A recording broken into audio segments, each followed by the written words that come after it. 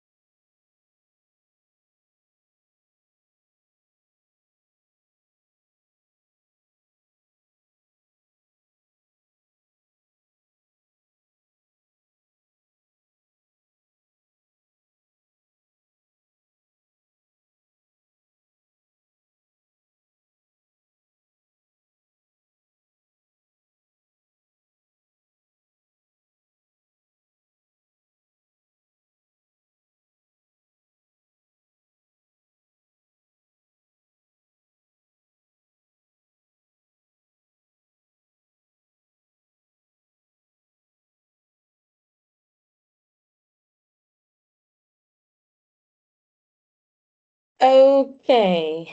Good afternoon. People who share the same timeline as the UK. Good morning and good evening to everybody who's in a different time zone. My name is Favor Peters. I am a first-year DPhil student at the University of Oxford in Christchurch College.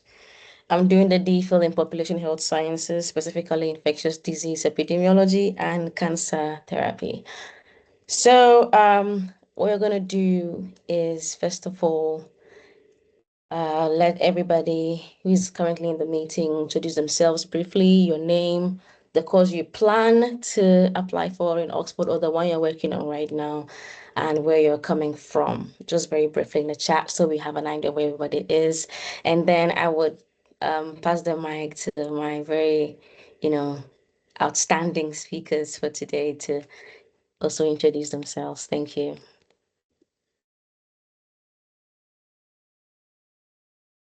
Okay, so I'll start. Hi, everyone. Thank you for coming to the session. I hope I'm audible. I hope I'm clear.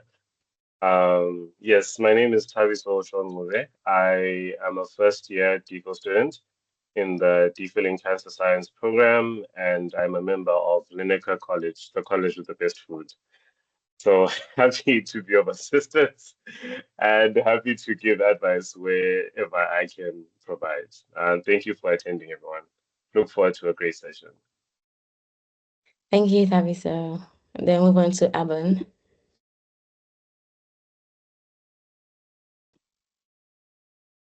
You are muted again. Could you? Hi everyone, I'm Abon and I'm a first year DPhil student in engineering science and I'm in the Green Templeton College. Perfect, thank you. Sean, can you see if Anka is in the waiting room? She says she's in the waiting room.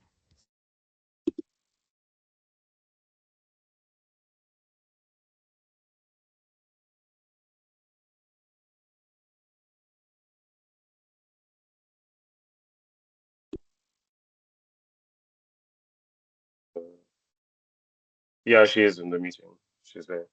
All right, Inka, can you hear us? Do you want to introduce yourself briefly?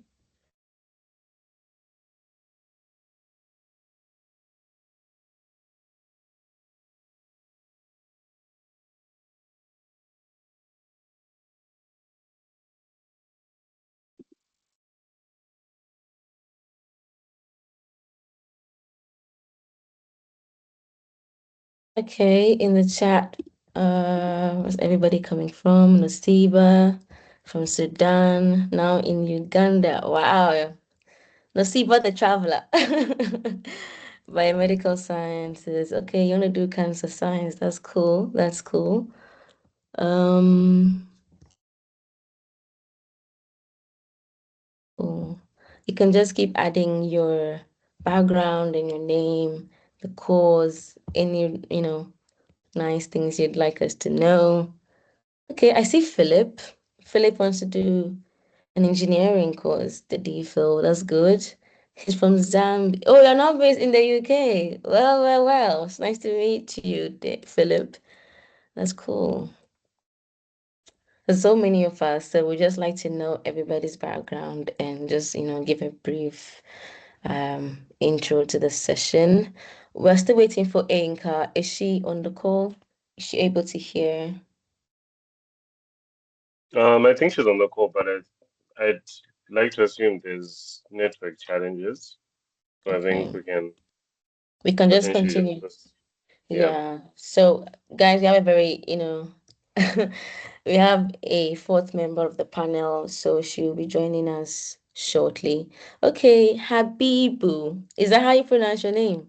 Habibu from Burkina Faso. Okay, we're West Africans. That's cool. Oh, nice. It's nice to meet you all. I see Sandra from Malawi. Oh, that's nice. Gideon from Ghana. Hey, countryman. Okay. Chika is applying from Nigeria for DPhil in molecular cell biology. Cool. AJ Desmond. Oh, that's lovely. Oh, it's nice to meet everybody. You can keep adding your backgrounds and your names to the chat as we go. But I would like to welcome you officially to the AfriSoc Mentorship Webinar for DPhil applicants from the African continent. This is done in partnership with, of course, the Africa Oxford Initiative at the University of Oxford. Thank you guys for joining. It is a pleasure to have so many of you on the call with us. So, like we said earlier, we are going to have about an hour or so session of where we are like talking about the application process from the course to the supervisors to writing your proposal to scholarships to choosing a college, funding, everything. And then we would move on to a Q&A session afterwards where everybody will be given a chance to ask questions and we will answer them accordingly. So right off the bat, we are gonna jump right in, and we're gonna talk about some course-specific questions, course-specific areas. So I would move on to Sean Tabiso to lead us in that section about what we should think about when we are choosing a DPhil course in Oxford. Over to you, Sean. All right, thank you for that. Yeah, so as I already said, I was already highlighted, my current DPhil program is a DPhil in cancer science, particularly biological background. And I am originally born and bred from Zimbabwe, for those who are wondering. Yes, representation for the South. But more specifically, when it comes to DPhil course specific issues and decisions, from my experience, because it wasn't my only DPhil that I applied for, there's quite a number of programs I applied for when it comes to D4/PhD if it's outside of Oxford, but particularly for Oxford DPhil. And the first question that you're looking at is what's the structure of the DPhil program? And how do you approach the application process of the DPhil? These are course specific.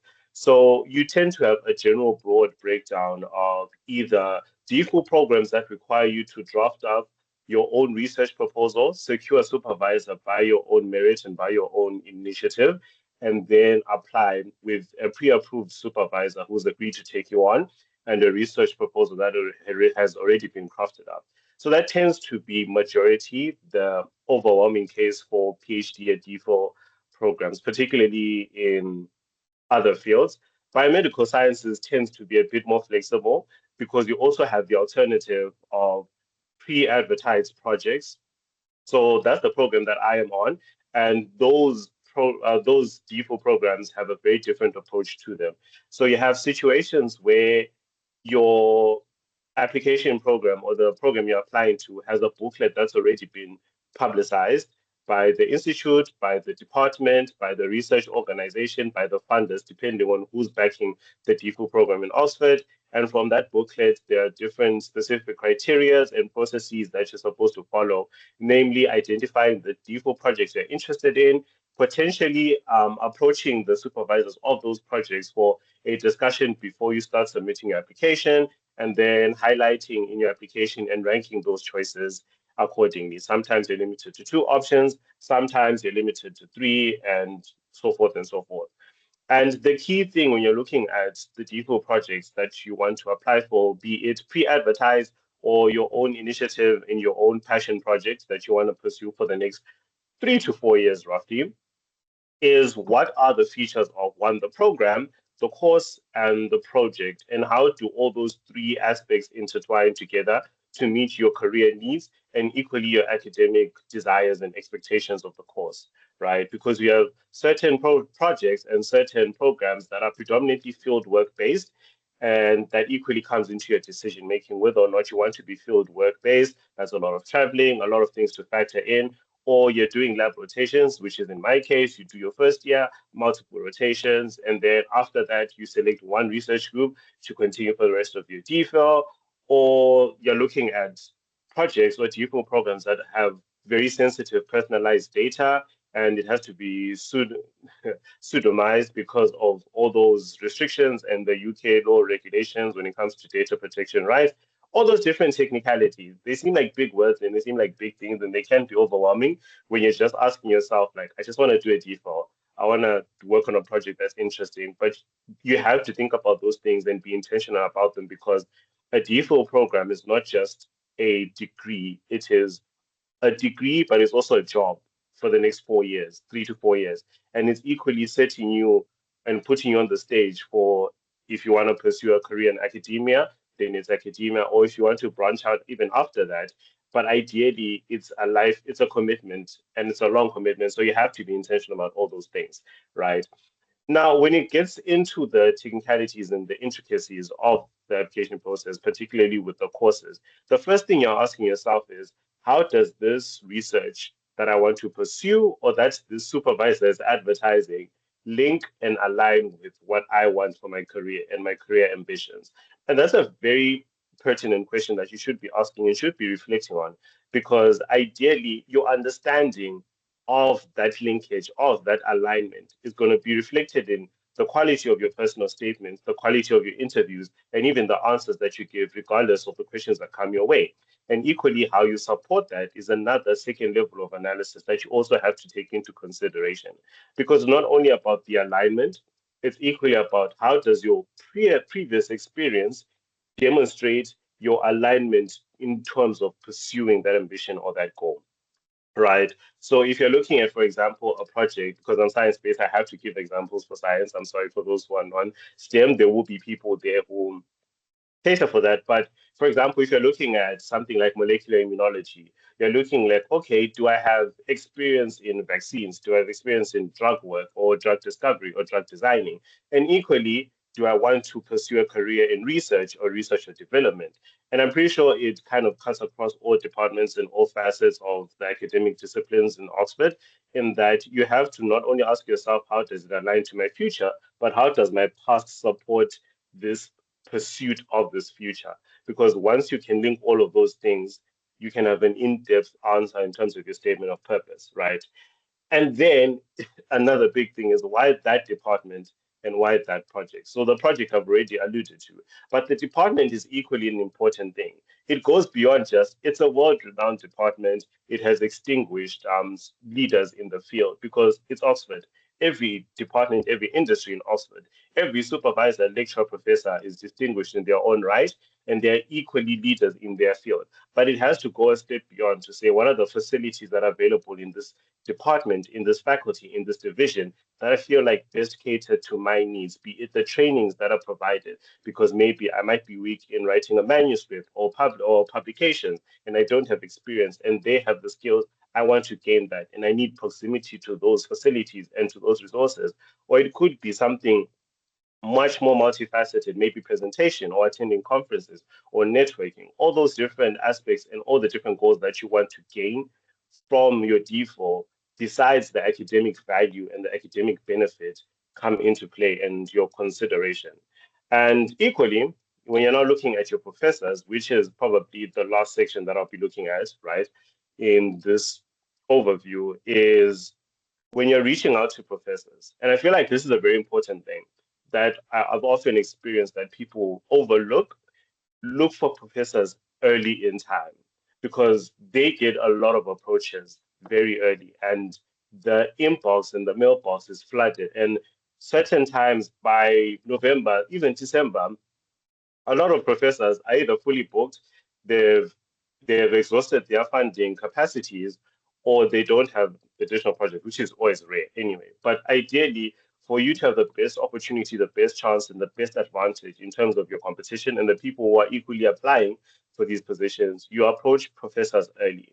And the simplest, I guess, trick or the idea on how you approach supervisors and professors is you need to read their work. You need to show an understanding and appreciation of their previous work, predominantly in the last 2 to 3 years. Look at their recent work, understand what their research is, because if you want to join that group, you need to have an appreciation of their field and be able to identify the points that you are interested in their research and highlight them in those cold emails. Because I know we talk about cold emails and it's very hard to get a response, but some of the things that get you a response is speaking about their research, saying, hey, Professor X, I've looked at your research.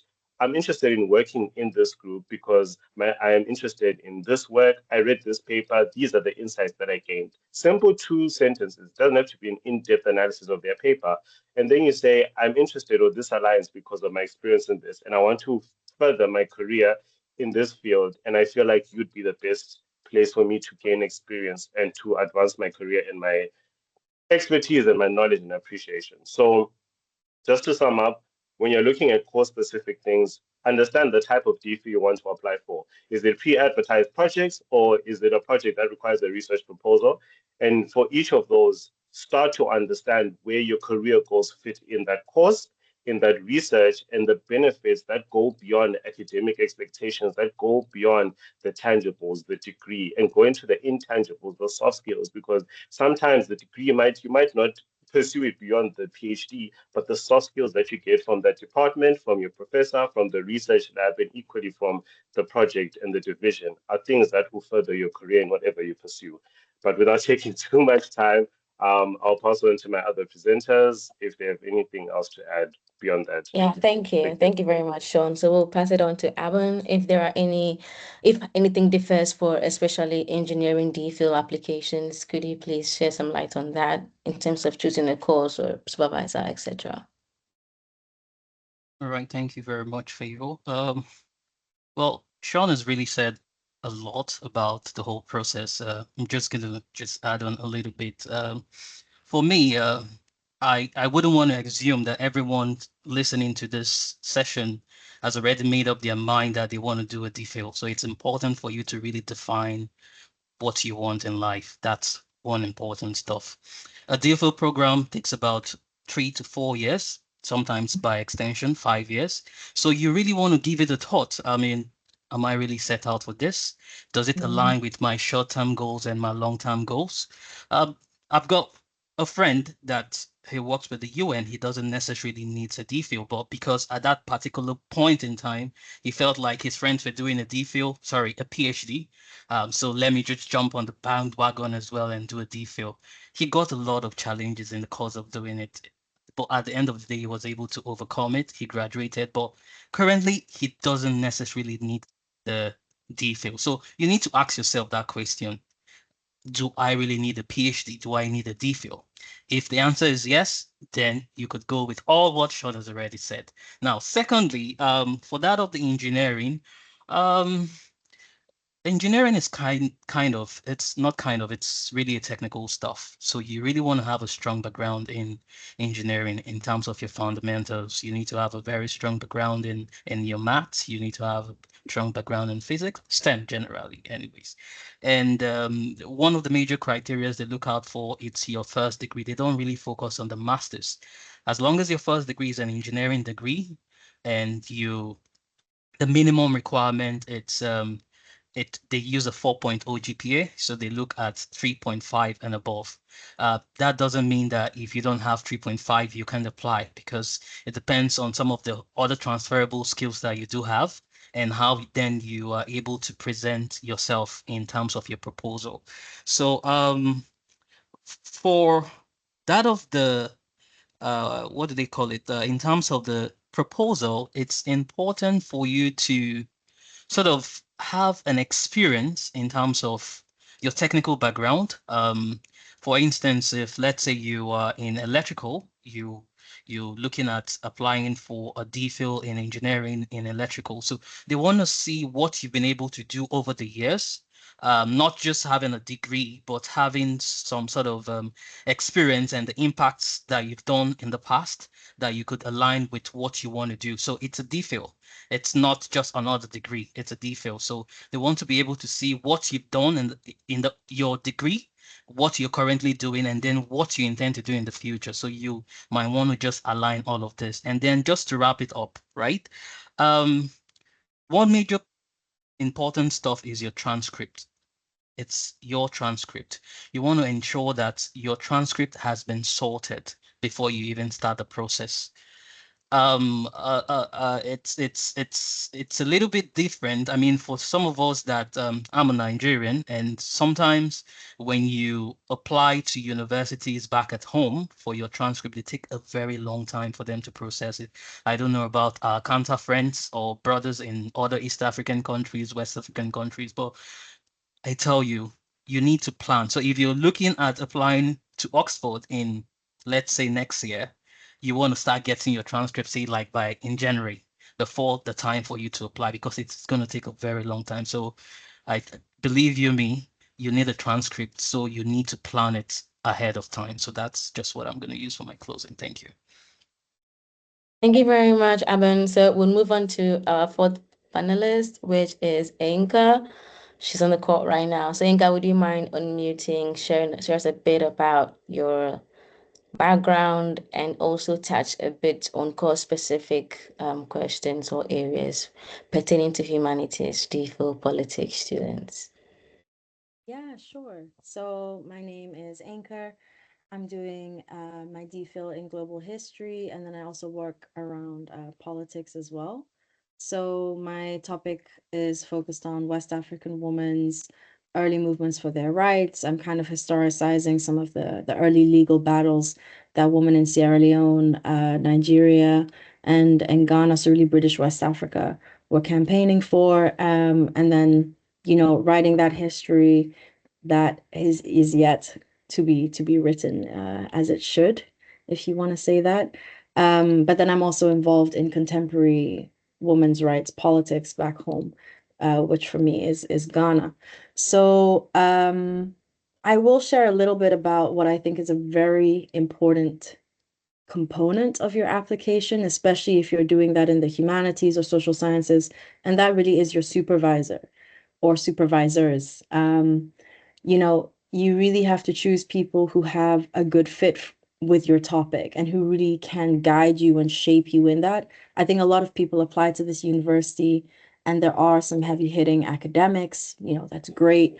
You do want, a lot of people want someone who's well known perhaps, and, whose work is widely regarded in their field, but you have to kind of account for the fact that those academics are busy. They might not have the time and dedication to pour into your work in the way that you will need them to. And so when you're looking for a supervisor, take that into account. Don't just look at seniority and, quote unquote, heavy hitters. Really feel out whether this person can guide you in the process on whether they are a right fit for you and also your research, because it really takes you the distance. Right. Thank you very much for this first thing. Thank you very much, Inka. So now we will move on to like very, very pressing matters. So I think we've mentioned a bit about career goals, but we would like Aben to touch more specifically about how we can talk about our career goals in our DPhil application essays and what that matters really. For that of career goals, like I did mention earlier, first important thing that you need to understand it's how does the DPhil fit into your short-term and long-term goals, right? And in terms of the application, you want to be able to demonstrate that. Let me take myself, for instance. My background is in mechanical engineering, and I'm focused on energy. And my master's was in renewable energy. I focused on renewable energy itself, specifically on wind. And the DPhil currently that I'm doing, it's just an advancement of what I did during my master's. So you want to be able to demonstrate that sort of continuity in terms of what you're doing. And how does it fit into the bigger picture of what you're looking at doing in the future? All right. So that is one. And in the course of doing that, you want to be able to look at potential supervisors that are in line with what you intend to do. Just like the last speaker said, it's a 4 year program.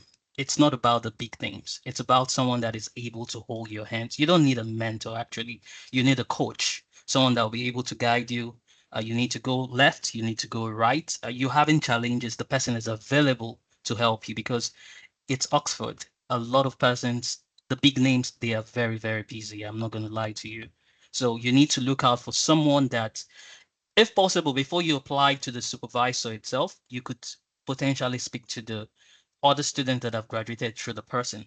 That's a very good insight. So you look out for the research group, and then you find postdoc students or students that are already running their DPhil, and just ask them a few questions using LinkedIn, basically. Thank you. Yeah, so we'll go on to talk about the so I think let me just add one more word to that. You want to show direction, coherence, and intentionality in your DPhil. So for instance, if you want to break it down into like a very strong structure, it's a 3-step process. What has been your experiences so far in your research career? Has it been through your master dissertation? Has it been through your undergrad dissertation? Has it been through a formal work that you've had with a research organization or Ministry of Health or some other division that has as like research interns?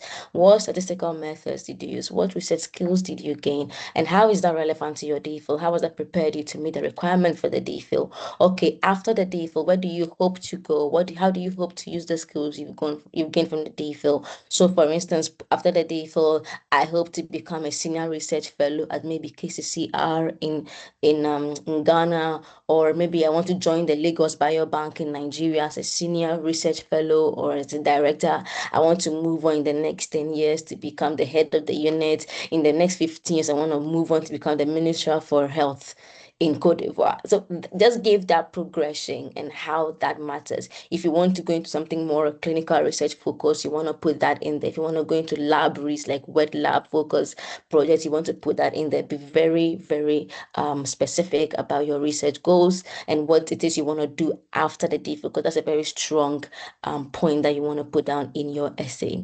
But we'll just straight go on to the DPhil research and how we can draft our proposal. Okay, we'll start with Sean. So Sean will just talk about what he wants to talk about and then move on to talk about how we can draft our research proposal. Thank you. Yeah, sorry to cut off. I just wanted to quickly add on the career goals thing, just 2 things that are absolutely helpful in terms of a formula, right? It's the STAR method and the SMART method. So STAR method comes into describing the impact of the research and the impact of even your background, which would be situation, task, action, result.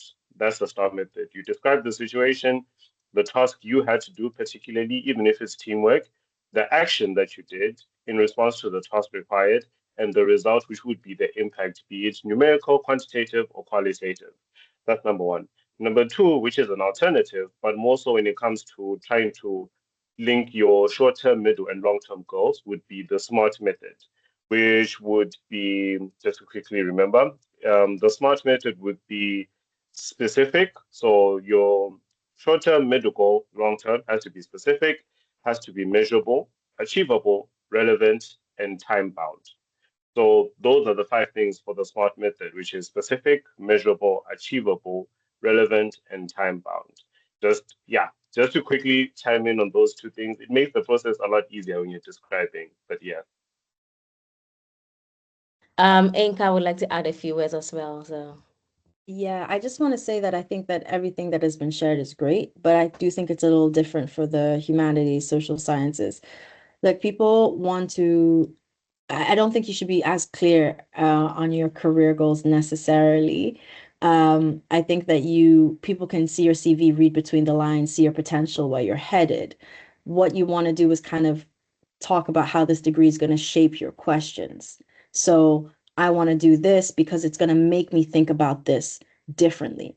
I don't think for the humanities, they want to see it be like a stepping, like that next step to where you want to go, just a filler. They want to see it change you critically. And so focus more on, if I was to understand this and this and the resources in Oxford, for example, the Bodleian's collection on this, which I need to understand this more, is going to have a profound effect on the work that I'm doing right now in a way that I can't get anywhere else, right? And so they're going to say, okay, so it's actually essential for this person to be here, not only because their questions need to be sharpened, but because our collections are directly relevant to what they're trying to do. And it's important for that exchange both to us and to them. Yeah. wow, thank you very much, Inka. That was like very straight to the point. I appreciate it. So we'll talk about how to draft a DPhil proposal. Inka, do you want to start with that as well? Did you have to draft a research proposal, or did you apply to an existing project? What was the process like in the humanities? So in the humanities, if I remember correctly, what they asked me to do was you submit 2 pieces of previous writing. And then you also submit like a proposal to them. And I think you have to be a little strategic about this as well. So, I mean, did I kind of look at the faculty and go, what are these people's backgrounds and redraft one of my pieces of submission? Yes, I did that. And I think that was effective because I kind of saw their intersections and thought, they're going to understand this and I think kind of in their own individual ways resonate with it, sure. And then also with my proposal, I had bigger questions. I'm doing regional work, but I know the university is a bit more traditional. So I presented my initial research as nation state history, right? Just to get in the door. I knew if I'm in, I'm accepted, I can change my topic down the line. But in terms of what they're looking at for just the application stages, they want something that's feasible. They want to see someone who's well, educated, knowledgeable about that specific topic. So the potential for me to see it through to completion.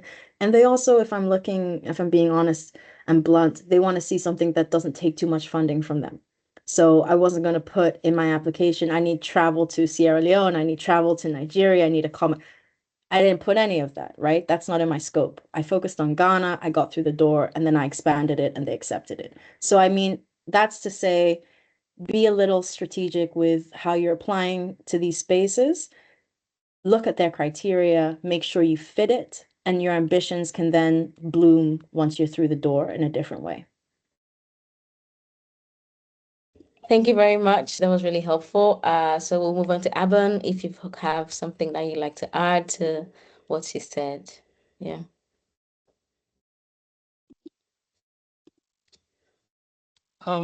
In my case, I already had a funding, so I really didn't do much in terms of the background work, looking out, being strategic and all that. So I already had a funding. from my previous university, which was here at Watt. I did more like an industrial-based PhD, which is, they usually call it KTP. So I just looked up for the person that was in line with the program I wanted to do. And they required a lot of, for me specifically, I'm just going to tell you, leave the older leave the older what do they call it? Professors. Focus on the younger ones because they do have more time. They are trying to make their name a name for themselves, so they are willing to take you on. But remember, in the course of doing that, you need to look out for someone that will give you that time that you need for you to go through your PhD. Thank you. Thank you very much. That was really strategic. Find someone that has time for you.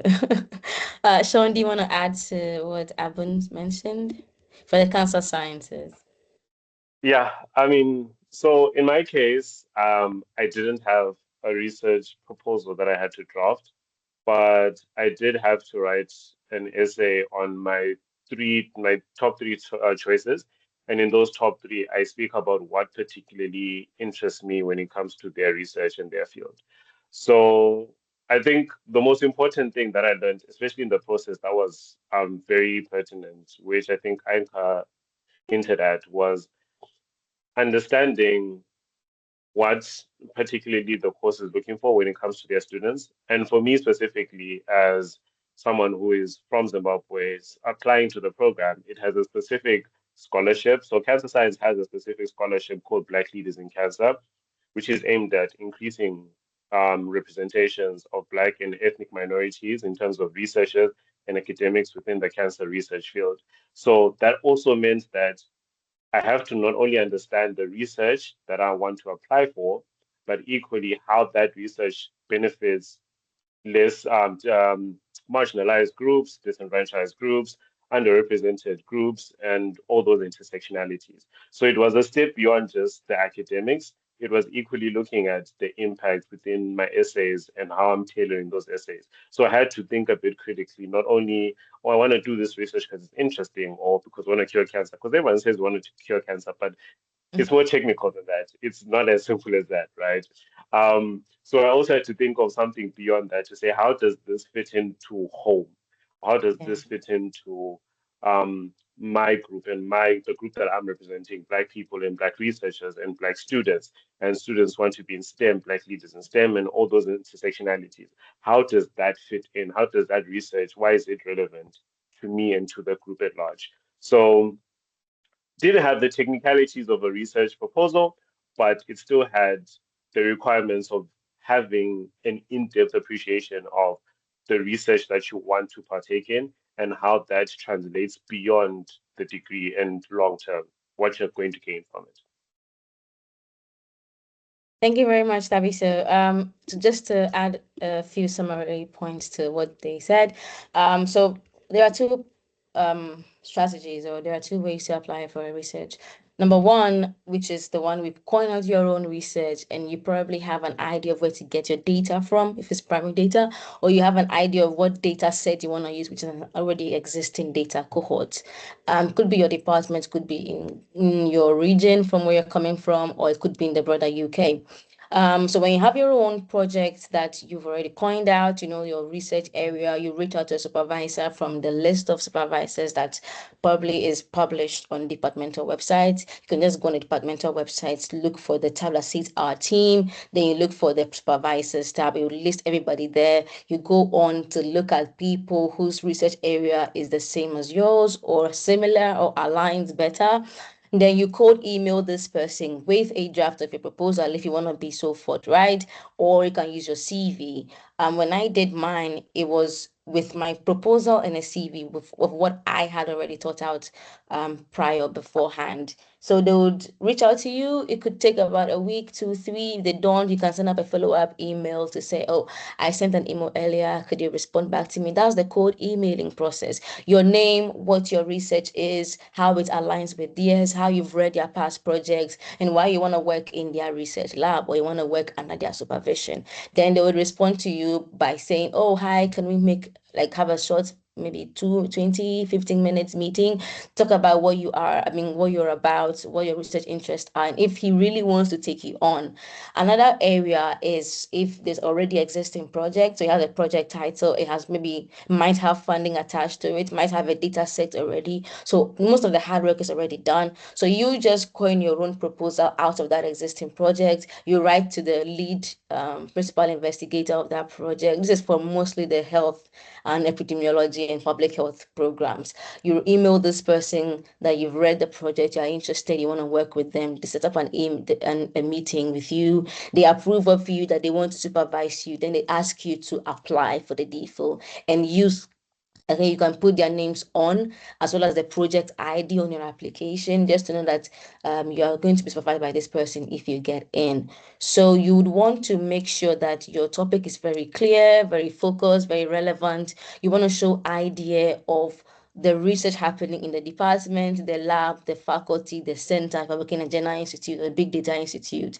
You want to show that this is the department that is right for you and nowhere else, and how you're going to use the skills that you have already to make the most of your DPhil program.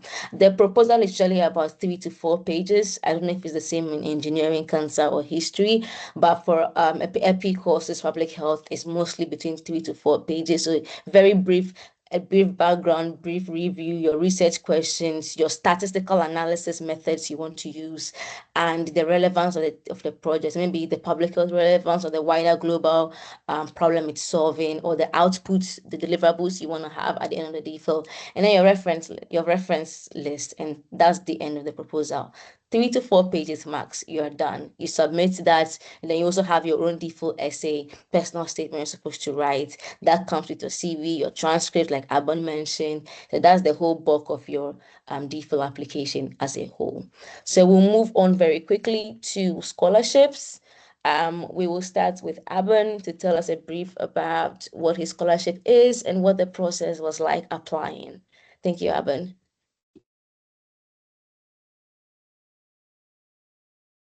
Okay. Can you hear me? Okay. All right. So for my case, I'm under the petroleum resources scholarship. And pretty much first you need to it's come from a poll. I'm a lecturer. My background, I'm a lecturer, and it cuts across. It's a Nigerian-based scholarship. So first you need to it comes out every September in every year. And then you need to put your documentation, you need to show your statement, your proposal, and then just it's pretty much the same process like you're applying to Oxford, right? And then you being shortlisted if you meet the requirement, and then you go for a defense, like an interview section, which has to be physical. So in the case of Oxford, it's virtual since you're still in your country of residents, but in this case, it's a physical interview, and then you talk about what you want to do, and then if they're convinced or if you're able to convince them, then you get shortlisted for the scholarship.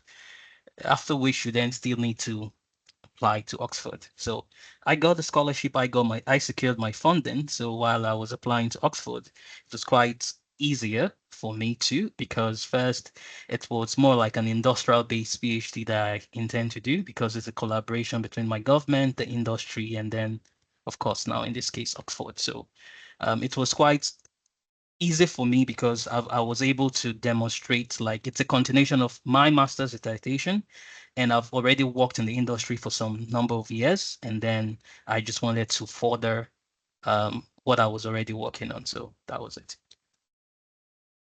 Thank you very much, Abon.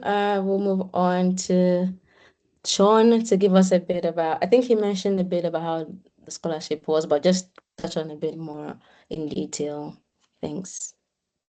All right. So as I already kind of alluded to earlier on, is I am funded under the Black Leaders in Cancer Scholarship and also departmental scholarship. So both are in place, kind of intertwined. And the Black Leaders in Cancer, just as a quick background, it is specifically by a collaboration between Windsor Fellowship and Black Leaders in Cancer, the organization, and a lot of other partners and donors. And why I'm highlighting that is if you go to the website for Windsor Fellowship, there are multiple other scholarship programs for other courses. So it's not strictly cancer.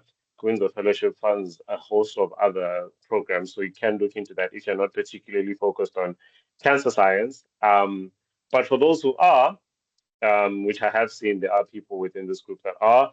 The application process simply began with the first thing you do is apply through the Windsor Fellowship website because it covers a host of different Cancer Research UK organization centers. So it's not just Oxford, it covers Cambridge, it covers London, it covers Glasgow, it covers Manchester. So you need to apply first to the Windsor Fellowship website, but it's not really an application, it's more so just to highlight your intent, basically. It's just to highlight your intent to apply and indicate to which programs and which centers you're applying to. But you do have to answer a 500-word essay as to how the scholarship fits in to your career ambitions. So it's also understanding what the scholarship stands for, means, and equally why you think that's a good fit for your career ambitions. And then you go forward into applying for the actual program. But even in that program, there's no formal interview for the scholarship, but the program itself is a funded program. So every person who is on the DPhil that I'm on is funded by either Black Leaders in Cancer, where there's only 1 or 2 spaces, depending on the year, or Oxford Cancer or different organizations that are funding the actual program. So there's no one who's on the program that's not funded, but you do have specific cases like that where the program is funded and everyone who applies to the program, you're automatically applying for funding. And then usually departmental funding is at the discretion and the availability of funds within the department. But if you do require additional funds, then you do have to put that into consideration because Black Leaders in Cancer scholarship is only for home students and they don't discourage international students, but they do let you know in advance if you're an international student that's applying for the scholarship, you do have to seek out additional funding. And that additional funding cannot come in the form of self funds. It has to be in an additional scholarship. So that could be your college, which is another thing that will be touched upon later on, I hope. And it could be your department or your division and so forth and so forth. It could equally be the research lab. But you just need to think about all those things if you're applying to such programs and such scholarships, especially for home specific scholarships. You need to think about how am I going to fill the gap between home tuition fees and international tuition fees. Right. Thank you very much, Sean. Aban or Anchor, do you want to touch a bit more and wrap it up for the humanity, then also for what you're currently on? Yeah, I mean, so I'm on the academic futures right now. I was on Clarendon, which I think, that's a nice scholarship because you don't apply to it, they kind of choose you. And there's not really anything you can do except just, submit your application. But it is a nice kind of last, you know, like player to come through because you've submitted all your scholarship applications, and then if you think they're done, you might just have a bigger scholarship like something like Clarendon. Right now I'm on academic futures, so my scholarship is actually 100% funded by Oriel College, which is the college that I'm in. Again, that is not something for me, it wasn't something I directly applied for. I just wanted to be considered for it, and then I got it. Humanities funding, though, is really, really tough. It's limited, and I think that what you can do is you can look at places like the British Library, ARHCR, which does offer little streams of humanities funding as well.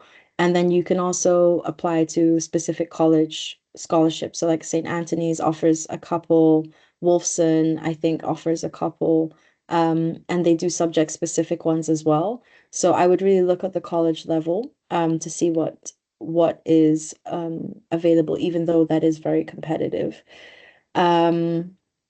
Yeah, the humanities funding is it's tough, and they'll tell you themselves, you'll email them like, hey, you know, what's the funding situation in history? Or they'll be like, do not get your hopes up, you know, look. Make sure that you keep your options open compared to other fields. But it is possible.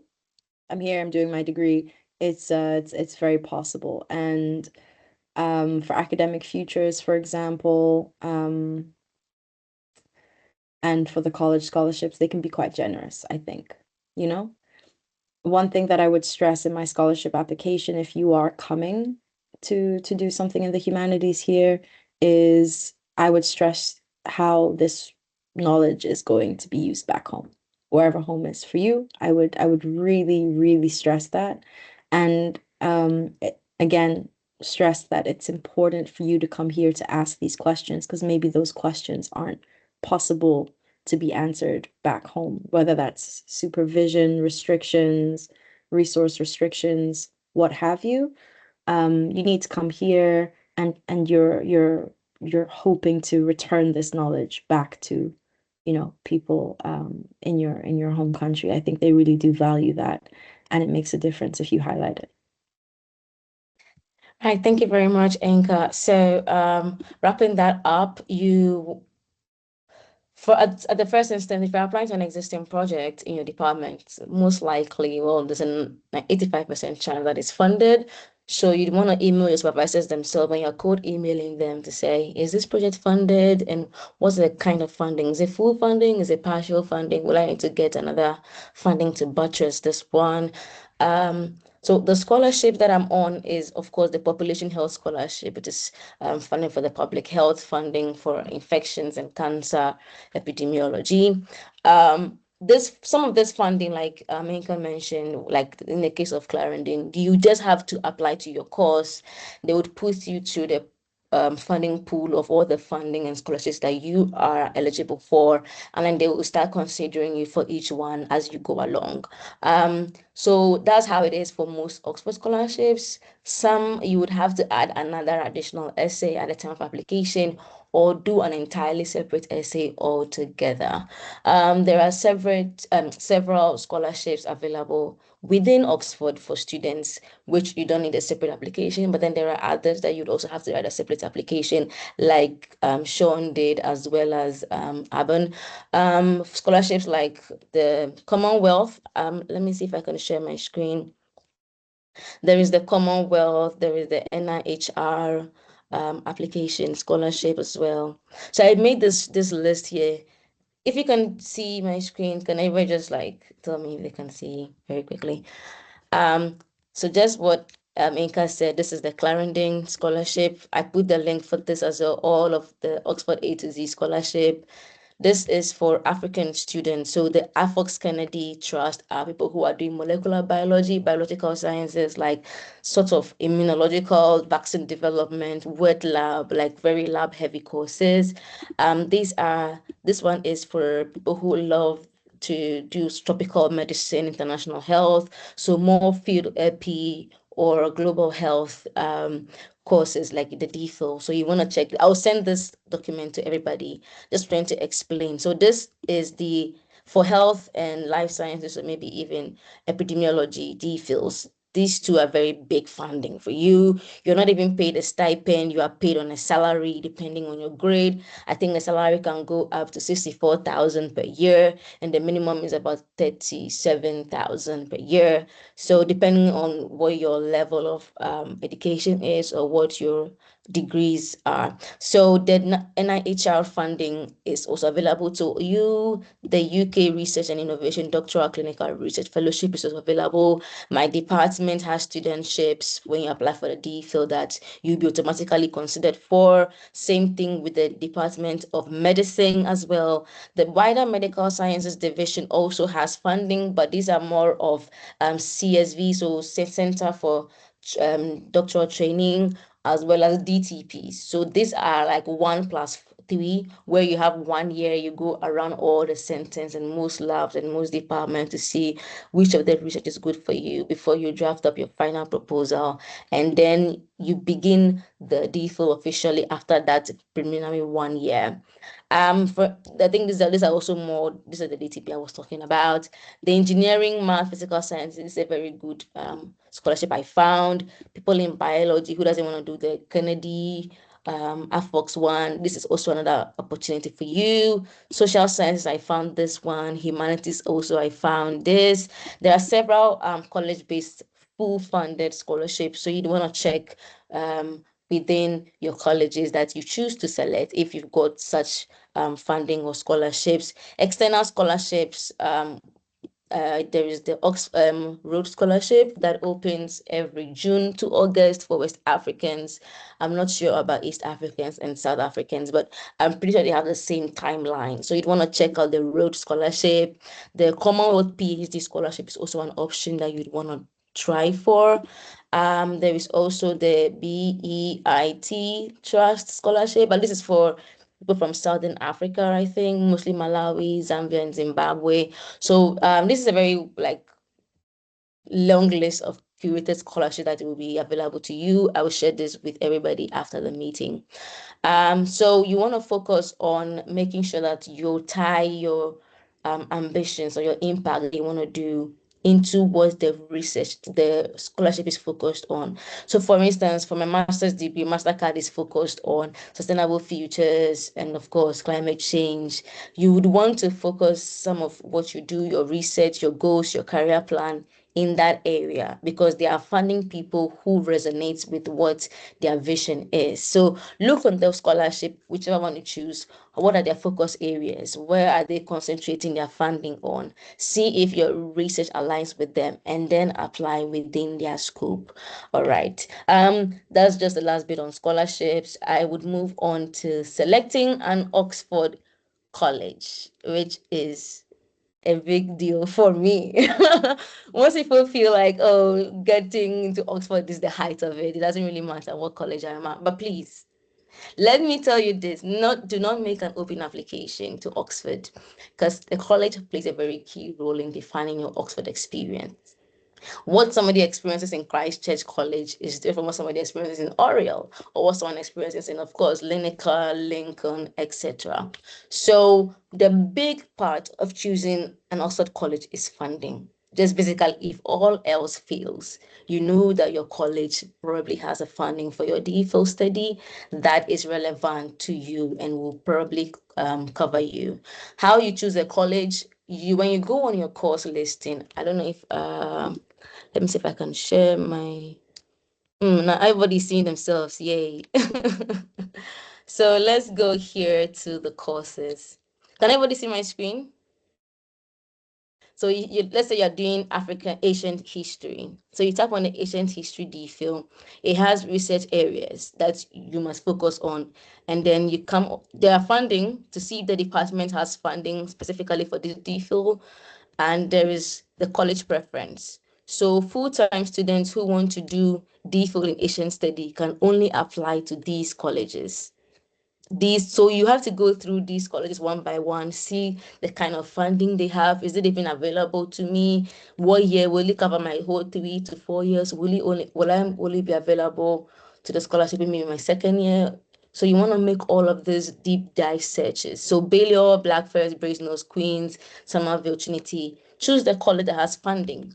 Maybe for some other people, you don't care about funding. So for someone like Abon, who already has funding coming to Oxford, you want to talk about other factors. Maybe the central location of the college. Do you want something that's more central in the college that has a lot of tourists? Maybe probably is a bit more noisier than others. Or you want a place that is a bit further away from town, a more quieter space.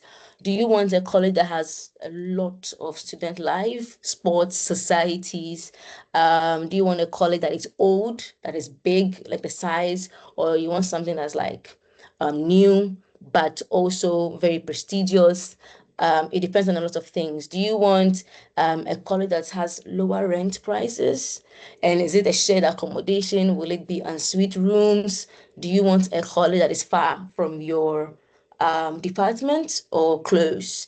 Or do you want to also talk about the library conditions? Do they have resources and books and tools in place to support your DPhil?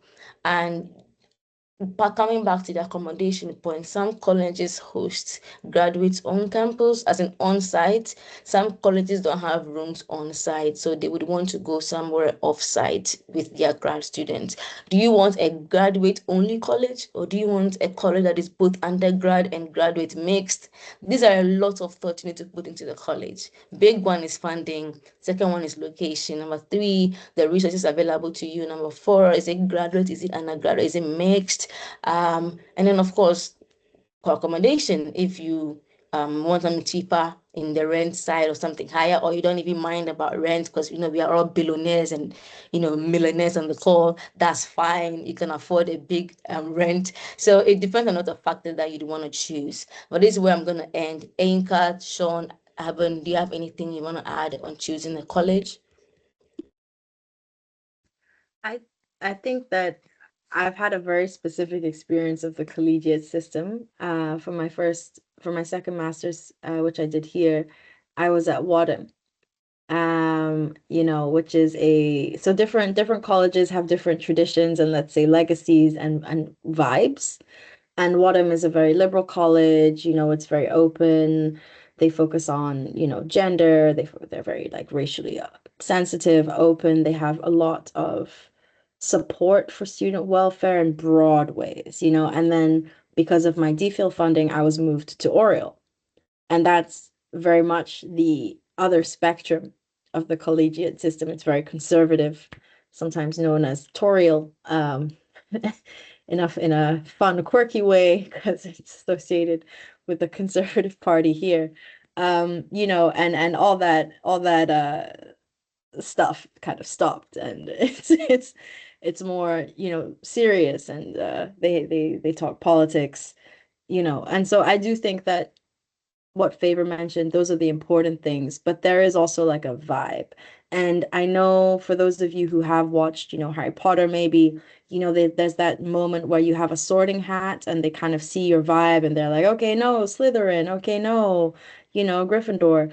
There is a little bit about that. I mean, here, I think Rawlings actually like based that on how the Oxford colleges kind of choose their people, because they also are invested in that vibe. So if you apply to Wadham and your research is on gender, for example, they're more likely to take you, right? If you're in Christchurch and you want to be a politician, they're more likely to take you because those are the traditions of the college. So again, like it's a bit of a matchmaking system about who you are, your vibe, and then the college is also kind of scouting you, like, do you fit? Will you fit here? Yeah, in Oriel's case as well, there's some historical legacies that for some people might be a bit tacky, right? This is Cecil Rhodes's college. So for a lot of people, it also depends, what are your non-negotiables? You wouldn't want to just show up at Oriel, see the statue of Cecil looking down at you and being like, hey, like, what college is this? What have I gotten myself into? So you do want to do a bit of your homework and feel out that matchmaking process as well.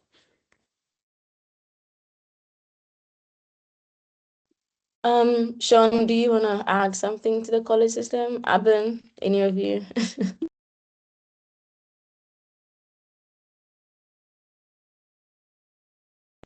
Aban, you're I muted. think, yeah.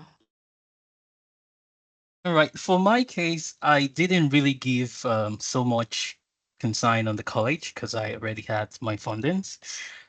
But I needed to be a little bit close to some of my buddies who happened to be in Christchurch. And as you know, Christchurch was the big boys, that sort of.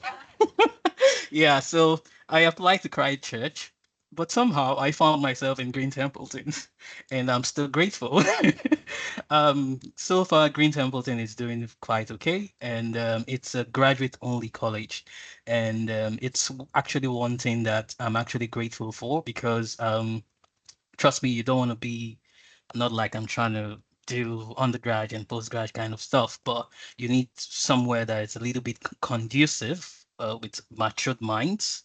where you're doing a DPhil. It's a 4 years program, and I'm sure most persons that are doing DPhil are quite advanced in terms of their age. Yeah, so you really want to be in that sort of mix of people that can think in the same frequency length like yourself. And yeah, but of course we do have events that you could just to unwind if you want to. So you could still have the mix and the blend of all that sort of stuff. Yeah, that's it. All right, thank you very much. So that's just a bit about selecting a college in Oxford, quite a very cumbersome process. We would move on to talking about the interview stage. So yeah, you've gone through the process, you submitted your application, you have a supervisor who has agreed to supervise you, you have done a proposal, and maybe it's come January or somewhere in February, and you send the interview email that, hey, congrats, you've made it to the interview stage.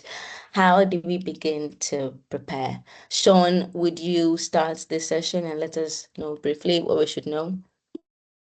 Okay, yeah. So I'll try and avoid my tendencies of talking for too long, but to allow time for questions. But I mean, at this point, right, I always say the thing with interviews is you've already got a foot in the door. They like what they read. They now want to see who you are. They want to see your character shine in the interviews. And in that same vein, everything you have written for your interviews, review it. That's like your starting point. Before you do it anyway, make sure you know, understand, and you can articulate your story well, short, and precisely. Because in the interview, depending if it's only a funding interview or it's an interview for the program, the time link could either be 5 minutes because I've had 5 minute interviews. So you don't have time to give them a 2-3 page essay story. Or you can have 30 minutes. But in those 30 minutes, there's like 5+ panelists, and each of them have 2 to 3 questions. So again, there's a time limit, there's a time constraint, but make sure you understand your story, your background, your motivations, why you chose the course, what you want, and be able to articulate that in a storyline, in the narrative manner that seems logical, that's coherent, and it makes sense. It sounds simple, but you want it to make sense, right? Second thing, if the program is tied to a scholarship, or if it's a scholarship specific, or if the program has its own values and aims and views and aspirations, equally in all your answers, make sure you always bring it back to their goals or their aims and how all those aims are connected and they're personal to you. So if it's a representation thing, you're also speaking about how you want to continue that. You want to be at the forefront of increasing representation, of mentoring students, of taking people towards through the journey, of carrying people so that doesn't end with you. Equally, if it's changing a school of thought, you're talking about how you want to continue applying yourself in changing the way people perceive a certain topic or a specific narrative in the society, if it's a humanities aspect, right? But ideally, you want to be able to understand the values of what you're applying for, be it program or be it a scholarship. And in all your answers, you always come back to that. Always come back to the values, but equally your core storyline. And something that was absolutely invaluable to me, just to quickly round up so that everyone else can finish up. But the core thing that was invaluable advice that I got when I was applying is at the end of the interview, all the people who are interviewing you, the panelists, they must be able to remember you by one word. If they can't remember you by one word, that means you have failed in being coherent and precise and straightforward in your story. So just something that represents you. In some of my interviews, they knew me as the genomics guy when I was applying for my master's, right? It's because every answer I always went back to the same topic, to the same, you know, that same head post, that same signposting. So in your interviews, always make sure you go back to the same thing so that your story represents one specific thing they remember you for. Because when they're assessing and they're ranking people after a long day of interviews, you can imagine they've heard multiple stories, but the impactful stories can always be trimmed down to 1, 2, 3 words. Be like, this person is interested in public health, infectious diseases, energy systems, this, that, and the third, gender equality, all those different things. Just be able to center all your answers around the values, but equally the theme that represents you as a person. Right. Thank you very much, Sean. We'll pass the microphone on to Abin if you want to add on to how to prepare for the interview. You are muted, Abin. I think Sean has already said a lot about it. So for me, I'm just going to tell you practice, practice, practice, and practice. You might think that it's your proposal, your dissertation, so you know it all, but you remember there's a time attached to it. So you want to do some mock section. That's all. Thank you. Anchor, let me first, do you want to add something for the humanities? So I didn't do a humanities interview. I mean, I was interviewed for a couple scholarships. I think that you do want to just be genuine also. I think that they need to have a strong sense of you and your character. I mean, look, part of it is if you're a good fit for the degree, but you know, faculties, especially in the humanities, they're not exactly massive. And so they're also looking for if you're a good fit with them, with your supervisor, with the people in the scholarship community. And so you do want to present yourself as social, interested in things, you know, a well-rounded individual. You have your hobbies, you have, you know, like if they're asking you, okay, so what do you do outside of your academic life? You know, tell us a bit about you. You don't want to be like, oh, I read classics. Like I read, you know, I read you don't want to say something so adjacent to what you're doing because they're gonna see that you're trying to, you know, present yourself in a particular light. You do want to be honest about what you like, and I think that they have an idea of the student body. They want to see you get involved also in things that are happening here. So yeah, I that would be my 2 cents to also remember to be genuine and to show a little glimpse of who you genuinely are to them. Thank you very much, Anka. So, just to wrap it up on interviews, of course, you want to make sure that you're clear on what your impact is. I mentioned before that you might be mindful of this focus if it's a scholarship interview, for instance. The focus of the interview. So tie all what you've done to leadership, volunteering, community engagement, clinical work, field work, etc., to that focus and what it is that you're looking for. You want to be clear, maintain eye contact, smile sometimes because it gives warmth. In case you're asked a question that you're not very sure, it is okay to take a few seconds to breathe, think about it. You don't want to rush through your answers because then again you would not be legible or they wouldn't probably hear you correctly. For people who are from where I came from, like in the suburbs of Accra with very bad connections, you'd want to arrange a very good, strong connection on the day. If it's somebody you can speak to use their house Wi-Fi or MTN Turbo Net, it's all right to go and beg in someone's house to ask for the Wi-Fi. You would, of course, like Sean mentioned earlier, use the STAR approach. They might ask you, oh, what are your maths, like for the epidemiology DPhils, what maths and stats experience are you bringing to this DPhil? You want to talk about ways you have used those skills. So in your research, in your everyday life, maybe you have worked on a project before, you want to highlight those with the STAR method. So the situation, the tasks at hand, the actions you took, and of course, what were the results? How did you even measure those results? Was it through a survey? Was it through statistical analysis? Was it just word of mouth from asking a few people? You want to put this all on paper, quantifiable stuff that they can fully understand. At the interview, you might be asked, why do you want to work with this particular supervisor? Why do you want to work at this department? Why this lab? Why this center? Even why Oxford? Because I'm sure if you're doing EP, you can go to London School of Tropical Medicine, you can go to Cambridge. Why is it Oxford you're applying to? You must have core reasons why you want to do your DPhil in this university and in that department or with that supervisor.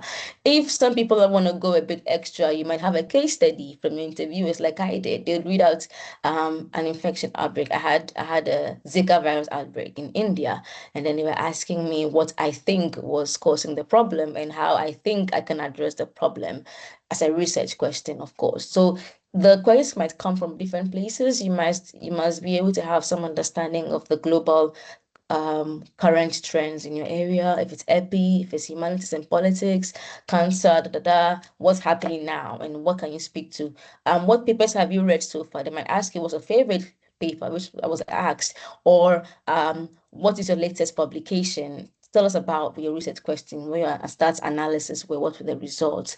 You want to connect what you want to do in the DPhil to what your impact is to be, it will be, or what your research goals are. Make sure they see the relevance of you taking this DPhil and how it will impact your career. They just want to know where their students are gonna go from the DPhil. Like when you graduate from Oxford, where would you be in the next 5, 10, 15 years? We want people who are very resourceful alumni, people that they can ask for money, in a few years' time. So you must show them a very direct course of action after your course. So I'll move on to asking the panel if they have any other additional information we want to share before we hit it off with Q&A. Aban, you want to start? Maybe, okay, Sean, that's okay. Yeah, no, I think I just wanted to kind of really echo and hammer down on what Anka said in terms of personality as well. Because like I think sometimes we try to over technicalize, for lack of a better word, in the interview to seem like, well, the serious student, all we do is our research and we don't do anything else. And I think that takes away from you as a person, as an individual, because there's 1,000 people that probably know 1,000 more things than you do. And sometimes those 1,000 people won't get the position or the offer, and you will get it purely because your personality. They're like, this is an individual that I like the way that this person thinks. I like how they're well rounded. It's not just about the academics, they've got other things they like. And so this is a healthy fit for our program. Because ideally, especially for default, they're looking for a holistic person.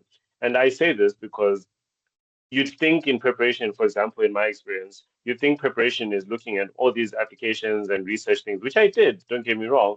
But in the actual interview, I had my technical questions, but I also I had a lot of moral, ethical questions. Like, okay, if you present your research and you find someone else with the same results, what do you do? That's not something that's technical. It's something that reflects your character as a researcher and your personality, like how you think. And sometimes even the technical questions, which is something that's very important, is sometimes we want to have the right answer all the time. It's okay not to have the right answer in the interview, but equally, the best thing you can do for yourself is show how you think and how you process a question. So in times when the question is difficult and you can't exactly give a direct answer, be open and honest about it and say, okay, I'm not sure, but what I think about or how I would deal with this, how I think would be the best way would be A, B, C, D. Because what that does is it shows them that, okay, even when you don't have your answer, which is something that happens frequently in research anyway, sometimes you stumble upon a situation you don't understand, they can be assured that you have the reasoning, logical, and thinking capacity to navigate your way through it. So it's not, you have to do the preparation, but also be comfortable in showing how you think because that shines oftentimes more than people think. That's what I wanted to add. Thank you very much, Sean.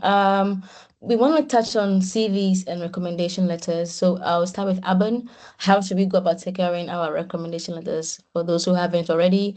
Who should we even speak to? What should be in the recommendation letters? Should it be on a letterhead? Should it not be? Does an official email matter? Could you touch on those things, please? Okay. In terms of recommendation, I would highly recommend or suggest to you to speak to people who would really know you, people that are going to put in the best footing for you. And yes, actually having an official email does matter because it demonstrates some sort of um it's I don't really know the exact word to use, coming to what Sean said. When you don't know something, you say you don't know it. So it just shows some level of professionalism. I think that might be the word. Yeah. So and then on a letter-headed paper as well, it speaks volume as well. So just to wrap it up, people that know you. It doesn't have to be big names, but people that you've worked with, people that put in the best foot in for you. Trust me, you don't want to meet people that are big names and then they're just going to say basic stuff. that doesn't really sell you so well. So that's it. Anka, do you want to touch on recommendation letters for the humanities as well? Yeah, I mean, I guess this cuts across board. I think you should just choose people who want you and who want you bad. Like, you know, yeah, they are gonna write better recommendations for you. They've seen what you can do. Like everyone was saying, like in a personal way, can attest to A, B, and C. And if you have access to someone who's a heavy hitter who also knows you personally, great. Of course, do that. But if it's just somebody who's floating around your department or something and you haven't had much contact with them, you know, these people, just keep in mind that they read thousands of applications and they probably skim read them too, you know. So they're gonna tell and be able to tell quite clearly that this isn't somebody who can really attest to what they're backing, you know. And they're always gonna go for someone who can say you've made a difference, you've left a lasting impression, and they are 100% able to bet that, you know, you will be glad that they accepted you. Yeah. Thank you very much. So that would wrap things up, and now we will move on to Q&A. So for Sean, could you unmute everybody? If you want to ask a question pertaining to any part of your application so far, or what we've discussed in this call, you just raise your hand, and then we would select you, and of course, we'll be able to ask your question. If you'd rather type it out in the chat box as well, that would be great. We'll be able to answer over there. Yes, Peter, Teresa. could you first get past the ones in the chat box, because there are quite a number of questions first, and then from then Okay. we can deal with people who raise, because the questions in the chat box were earlier on, so I feel like they are more pressing for now. I see a question from Habibu. Is that the only question currently in the chat box? Okay, so let me go with the order of questions, right? Because I have them Okay. here. All right. Okay, so the first question was, give me 2 seconds. After the introductions. Yes, okay. So first question was from Samson. Okay. And it was, my question is about funding for engineering PhD. So upon, can you perhaps point me towards known funding opportunities and known colleges that fund specifically engineering projects? I'm not sure if you've already catered for that. Yeah, if you check on the chat, I think I dropped quite a couple of links regarding the funding specifically driven towards engineering. So you might just want to have a look at the chat. Yeah. All right, thank you for that, Samson. So just check the links that have been posted recently by Abon and also Peters as well. For the next question, I hope I'm pronouncing it properly, Nada. The question was, can I transition from bachelor's to PhD directly without a master's? And in this case, how can I strengthen my application, particularly that most of the other applicants will have a master's? Okay, I'll take that one. Is this better from the sciences or the epi public health route? You probably don't know. Okay, so if for engineering courses, I'm sure Abon has said this, that you can quite easily transition from undergrad to PhD without a master's degree. I'm not very sure about other like molecular biological pathways, heavy courses. In epi and public health, well, the ideal preferable option is that you have a master's degree. If you don't, then it has to have buttress with other things. So maybe very strong core research skills. You've led some projects. You have some publications. You have an extensive years of experience in epi and public health field. So between 3 to 5 years experience, you've had a few publications that you are willing to show, or you've been able to lead some very have epi heavy projects, maybe as a volunteering project or as a community engagement project, public facing, that is fine. Or you've had some online courses that are recognizable, so certified courses from the renowned public health institutions like Harvard, Johns Hopkins, Stanford, etc., that you can show. If you have something like well, we don't really take standardized tests from Cambridge or Oxford, but if you have to take something like that, I think you may add it, except I don't think there is a section in the application system where you can add that. So I'm not too sure. But if you don't have a master's degree, then it has to be, you have to have a strong experience in these areas that I have mentioned. Okay. The next question was from Desmond.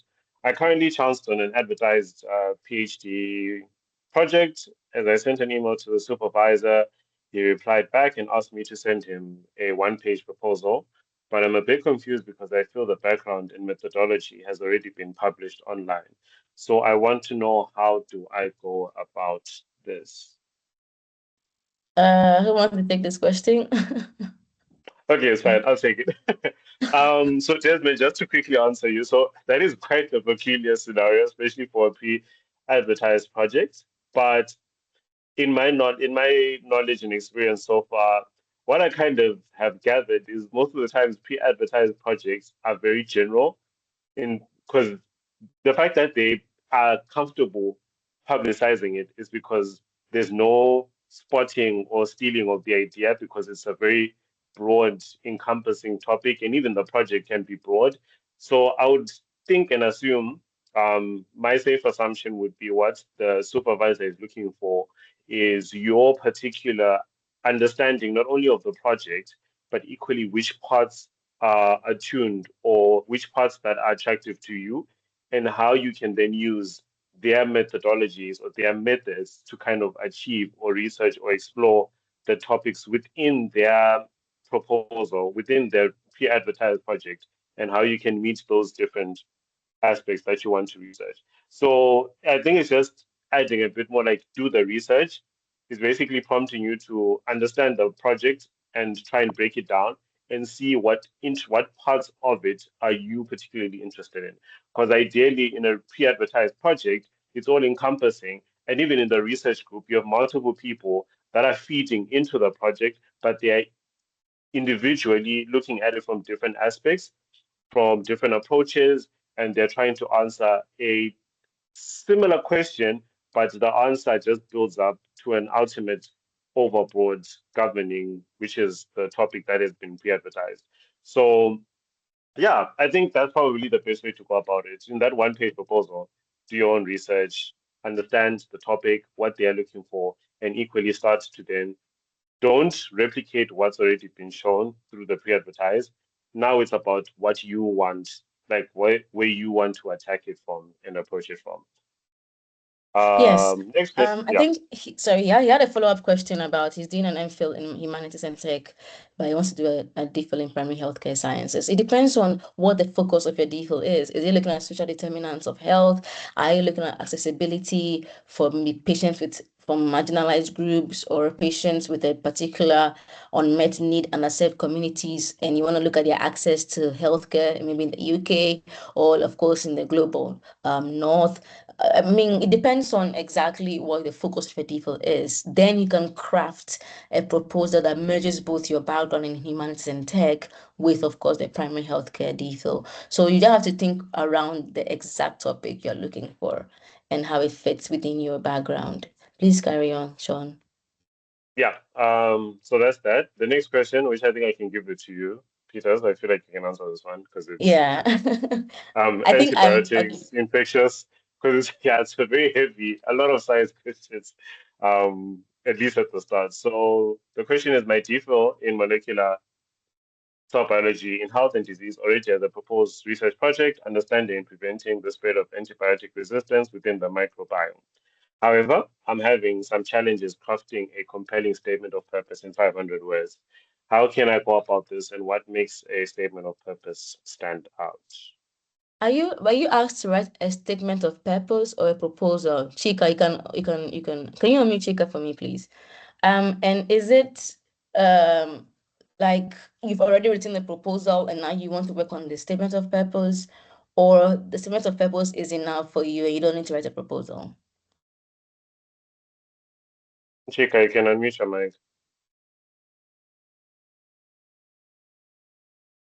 Okay, I'll go on to answer it on top of my head. So you'd want to craft the statement of purpose from your motivation, your experience, and why the DPhil. So motivation that encompasses what your experience has been, research, clinical, etc. in the space of AMR, as in antimicrobial resistance. Why does antimicrobial resistance matter to you? What are the stats in Nigeria, West Africa, across the continent currently? Why is it a pressing problem? How does it affect different populations, elderly people, children under 5? Have you had a special encounter with AMR that has further driven your commitment or area of research into this particular focus? What has been a relevant experience or relevant project you have been involved in to try to meet this need? How have you been involved in AMR research? Has it been in your undergrad dissertation, in your master dissertation, in your work? You want to highlight these experiences, showcase the stats, methods you used, the topic of the research, the questions you tried to address, what were the results, highlight the fact that you now need more advanced research skills and research training, which is why you're applying for the DPhil, because this DPhil in molecular cell biology will help you gain experience or skills in ABCD. Training courses like XYZ will also develop your research knowledge in these particular areas. And after the DPhil, you want to be able to move on to do ABCD roles or join this particular company as maybe a director, a senior immunologist, a senior biologist in the research division. You want to specifically mention the role you want to assume under a division, under what particular organization. Talk about the broader research area you want to focus on, what key pressing challenges you want to address in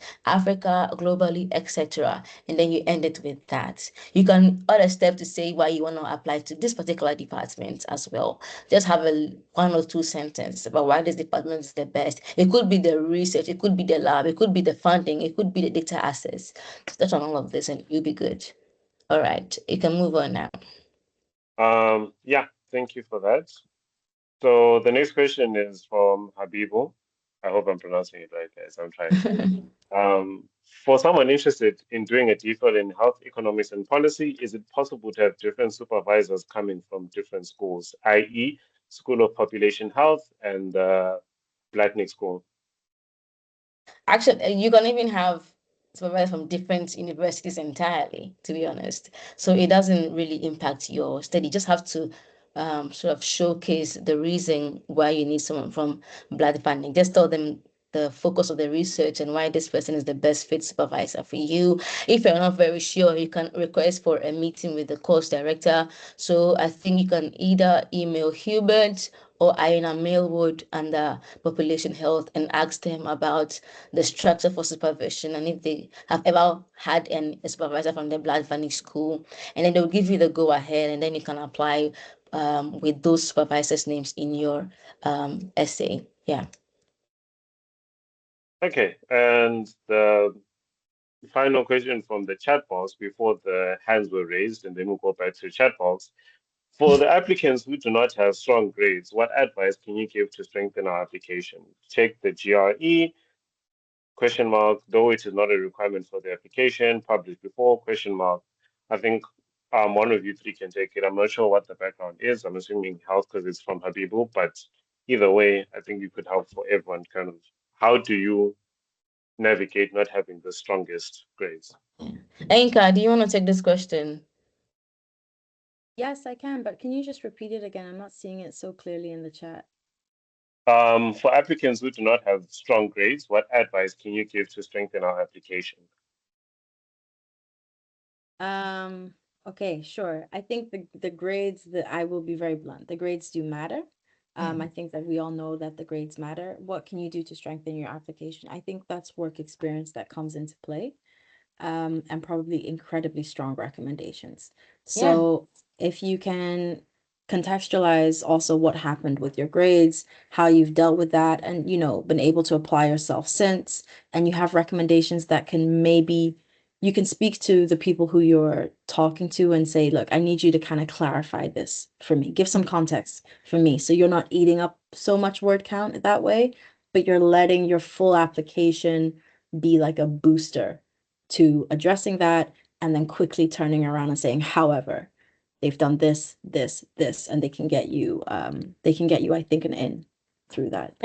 Yeah, that's very true. I think one of the things I did as well in my application where I had so many short word counts, like the limits were really incredibly low. So I had to let my recommenders say things that I wanted to say. That is say it for me. So you send them, oh, please highlight this in the recommendation. So that way they have a broad, holistic picture of who you are as a person. Even though you couldn't say things in your essay, they can say it for you. So of course, addressing specific gaps, maybe gaps in particular years, or maybe a grade that you did poorly in, what were the reasons, address other points in your essays that you wouldn't have been able to do it in your real-time essay. It could be your volunteering, could be a project you led, your leadership, awards, big time achievements. So yeah, it could all go in your recommendation letter. So please listen to what Inka said. Sean, is there any other question in the chat box, or do you want to move on to the raised hands now? There are a couple, but I'm just trying to give precedence in terms of time it was asked. Yeah. So the two, Chika and Nasiba, had their hands raised up before they did other questions that come about. So I think, Chika, do you have an additional question from aside from the one that you had asked, or that was the one you wanted to ask again? Hello, Chika? You can unmute your mic. I don't think he's online. We can move on to Nasiba now. Okay, Nasiba, you can ask your question.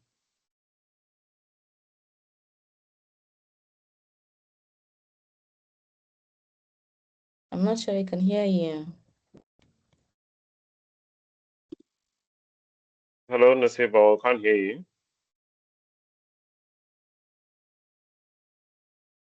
All right, let's move on to Peace then. I think Peace is the third person. Okay, please. Hi, Favor. Hi, guys. This is good. Well done. Thank you. My question goes to Inka. I'm applying to the humanities, the Oxford School of Global and Aerial Studies. And I'd like to know, because when I read through concerning supervision, they said it's not always possible to accommodate the preferences of an incoming graduate student.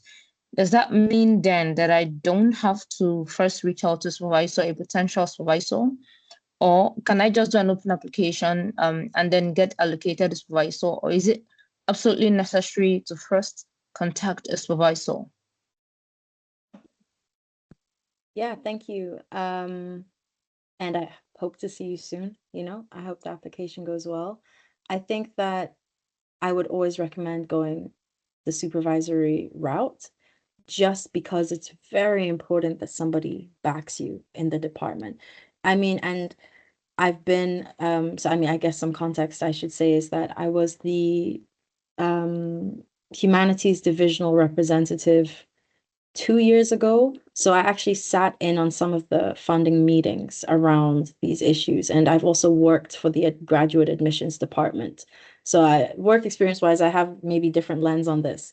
And I think that it's very important to have somebody who likes you, thinks your research is important, and who you've had contact with, because they have to pitch for you to get funding.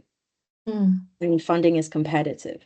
So I think even if they must be contacted a lot and they're trying to say, hey, it may not always be possible to find a match, or supervisors don't have the capacity always to take on these emails or what have you. It's still really important to try, because I think it does make a big difference. And I would start early. If you haven't done that already, I would start reaching out probably this coming Monday. I would draft an email, send it, and don't be afraid to send a follow-up email. I think you should. I think I sent 4 follow-up emails. And then I also messaged the person directly on LinkedIn before they were like, oh, I'm sorry, I've been so busy. No worries, but now let's go back. let's go back. Yeah, let's talk, So, Yeah. be respectful, give it a week, don't give it 2 weeks at this stage, give it a week, send a follow-up, give it a couple days, send another follow-up. you know, then reach out to someone else, but also say you've been trying to contact that original person. I mean, really be keen on trying to find the supervisor and have that departmental contact. It makes a world of difference. Yeah. Yeah. All right, thank you so much. And I look forward to seeing you soon. Yeah, absolutely. Chika, do you right. still have another question or no? Because I don't know the situation with Chika. We can go back to the chat boxes and see other questions there. Yeah, okay. So back to the chat box. Titus asked about artificial intelligence related DPhils or CDTs. I just sent you a quick link to one of the CDT programs that are there, but you can look for the other ones as well. Hello? Can you hear me? Yeah.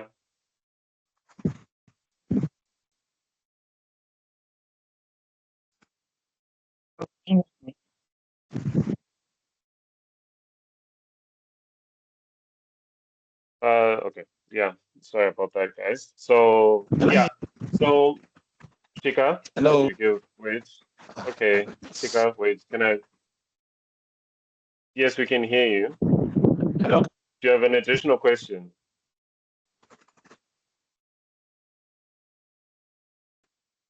If you can't, you can type it in the chat box because the network is a Yes, bit. I do. Yeah. Interviews at the university. Okay, let me type it in chat box then. Thank you. All right, no problem. Thank you.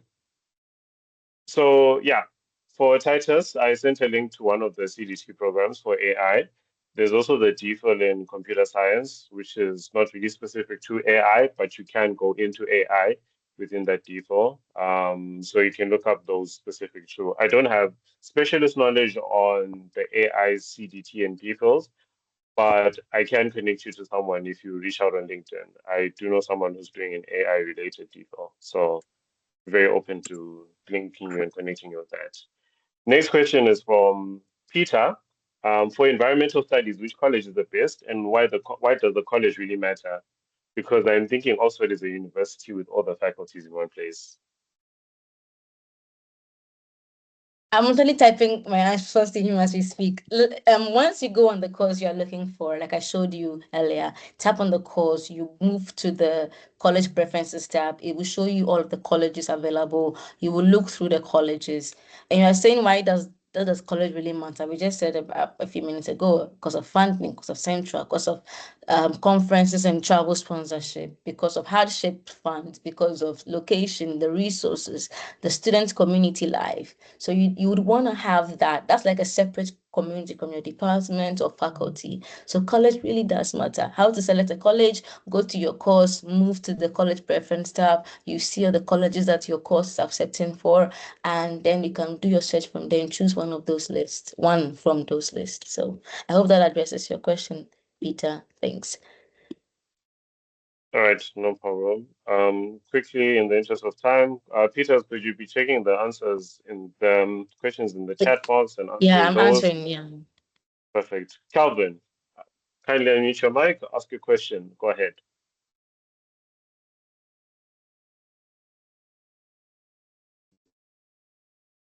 Calvin, you can unmute your mic. We can't hear you.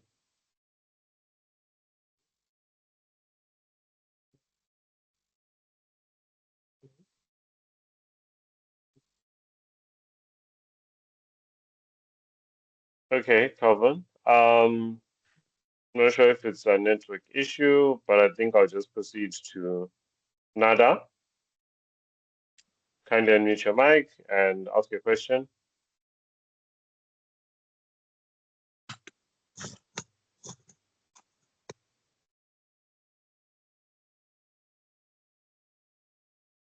Nada, hello.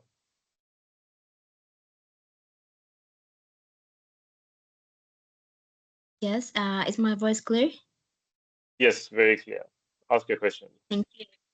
Thank you very much for this great session. So my question is, I'm wondering if you are already in the system of Oxford, for example, you are doing MSc or postgraduate diploma. Is that having a good I mean, if you are already in the system that let you to have a good opportunities to select for a DPhil position or not, in comparison with someone who are already not on the system of Oxford, applying outside from Oxford. I think for that one, I like to think, at least in my experience, it's a very unbiased application process. So it's not particularly tied to whether or not you're in the system. Again, it's a reflection of character. So naturally, I think if you were doing a master's in, let's say, computer science, and you're applying for a DPhil in computer science, and it's the same department, and your character shined in a specific way, I think naturally, because of just inherent human nature, you do have a better advantage purely because they know your character, not because you're in the system. So I just think the application process and even the decision making is a very unbiased approach.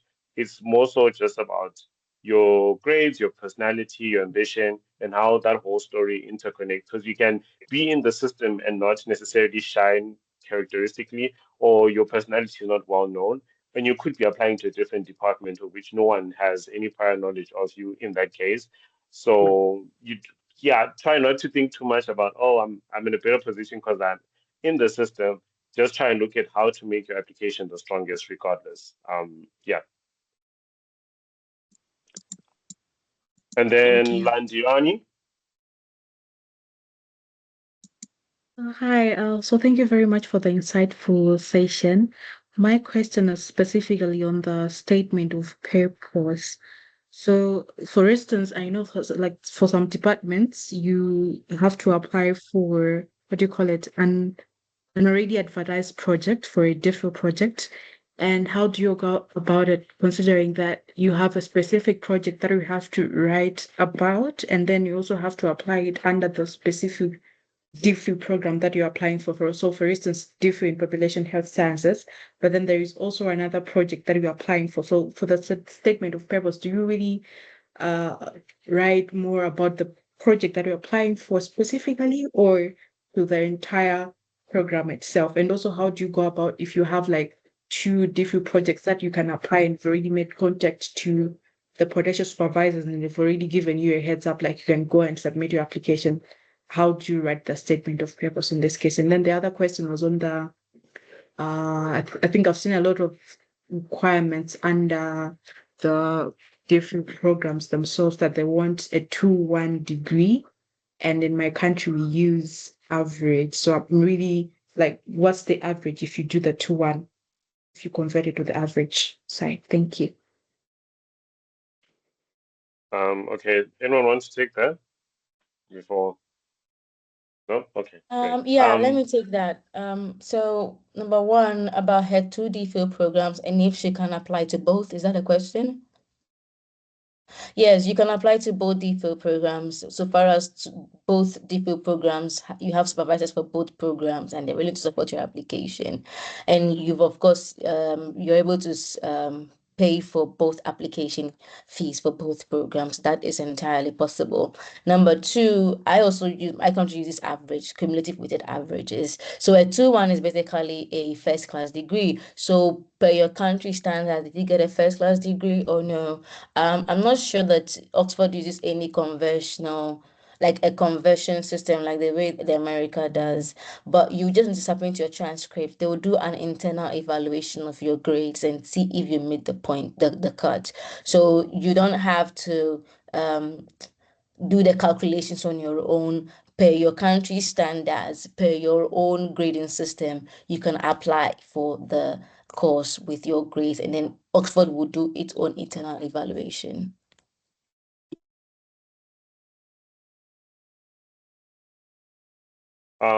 And yeah, just to kind of add on to that, when it comes to your statement of purpose, I think try not to focus or center too much on your research proposals as well, because your statement of purpose, they usually give prompts in terms of the type of content they want you to navigate or express or demonstrate. So also try and stick towards those prompts, or at least those instructions or the guidance tools that's on the course specific website.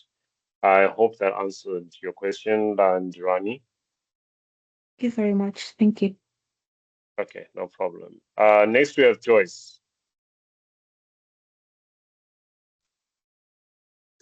Thank you very much for your webinar. I'm from East Africa, particularly in Uganda, and I know some universities have linkages with local organizations. For example, I have read that University of Oxford has linkages with KEMRI Wellcome Trust in Kenya, but I am from Uganda.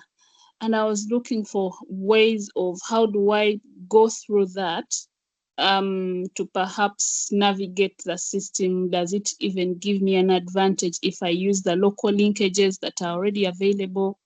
Please advise me on that.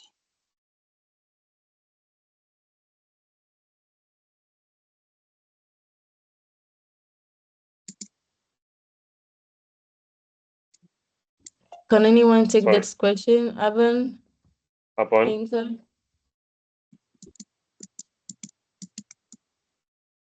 Okay. I think Avon is occupied right now. So I think the idea, especially with collaborative people, especially when there's a local organization that has close connections, yes, you can utilize that, but more in the sense of, especially if you're reaching out to a supervisor where you have the local researcher or professor who has that direct connection. So utilizing that to kind of get familiarity, understanding of the project, and equally how to prepare for the interview. But most of from the local side would be your best bet. But ideally, if you want to really maximize that connection, you're looking more so at the first initial thing is asking if your local professor in the partner institute back home can facilitate your first interaction, your first connection with whichever relevant professor in Oxford. And then beyond that, your local professor can then, if they have intimate enough knowledge and experience with this professor, they can be pivotal into your preparation for your application. So definitely, if there is that connection, you can really maximize on that, especially on the intangibles when you're preparing, as well as crafting your statements and how to approach it and how to kind of cater towards the desires of the project, while equally making sure that you are staying authentic and genuine in the process.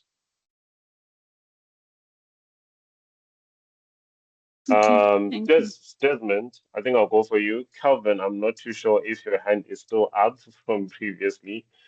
But yes, Desmond, the floor is Hi, yours. thank you. I think I hope you can hear me. I think you've cleared a lot of my questions already, so I wanted to ask these few ones as well. First of all, I want to know about application fee waiver. I don't know about that. I think I didn't hear you mention if there is anything like application fee waiver. And secondly, I'm the one who asked about the transition thing from humanity or tech. I'm currently reading and I'm feeling global risk, and but the course or the advertised program is more like in health, and it uses a methodology from my undergrad, which is GIS modeling. So I feel like it's going to work for my undergrad bag. And what I want to know is, since I'm currently doing an MPhil, when I'm uploading my document like certificate and the rest, I would use my undergrad certificate for applying for these programs, if I'm right. Thank you. Okay, so the first question was on, the first question was, of course, application fee waiver. So whenever I have people I'm mentoring, I tell them to first of all reach out to the course director for three things. Number one, the funding for the course. Number two, if they accept application fee, if they can grant you an application fee waiver, for which reason they would ask you to send your CV and your bank statements. Number three is, of course, English language proficiency test waiver. So you just have to make a case for you're coming from an English-speaking country, you have an English, your instruction was made in English, and you would want them to waive that fee, that English requirement for you, and it is done. Application fee waiver, once you bring it up with the course director that you are not able to fund this, they would ask you what your level of your level of career is and what your payroll is and how much you make every month that you can't afford it. I think the application fee is £20, isn't it, Tabi? So when we last applied, it was £20. So they'll be wanting to understand your situation, and then they'll ask for your CV to understand your research progression or your career at this time, and also your bank statements. And once they do the internal review evaluation, they might be able to give you a code that you can put in the system, and it will waive the application fee for you. I didn't quite get the second question, Sean. Can you remind me what it was? Desmond, could you just quickly repeat your second question? I was asking the document to upload. Since I'm currently doing an MPhil, I would use my undergrad documents like school certificate, transcript, and then all the rest for this one, right? Yes, yes. That's basically what I did. I mean, Sean, right? Because we were still doing our master's degree. So you did your undergrad, everything. And I had one academic reference from my academic supervisor here in Cambridge. But that was the only thing I got from Cambridge. So after you've gone through the process and you've been given a conditional place of offer, which is an admission, they would ask you to submit your master's transcript, which you will do later on. So maybe that will be like next year, August. So June, July, August will be the time to submit your MPhil master's transcript or certificate. So you're okay, you're good. Don't worry about that. All right, and lastly, in the interest of time, okay, Calvin, could you please ask your question? can I say something first, please? I think Inka would be leaving soon. So we just want to thank you very much for making time to join the session. If we have any questions from the humanities, we will send it to you so you can address it. But thank you so much for coming, Inka. All right. Thanks very much. Have a good Bye. day. All right, Sean, you can continue. Yes, Calvin, you can ask your question before the meeting is shortly about to end. And then I'm sending a message in the chat box for everyone to pay attention to. So Calvin, go ahead and ask your question.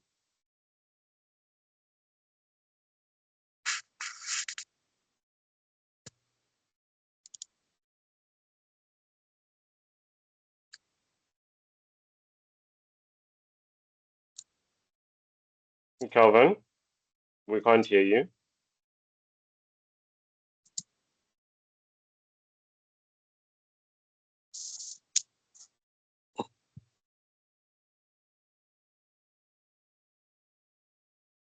Okay, Calvin, I feel like there's a lot of network issues, which is all right, understandable.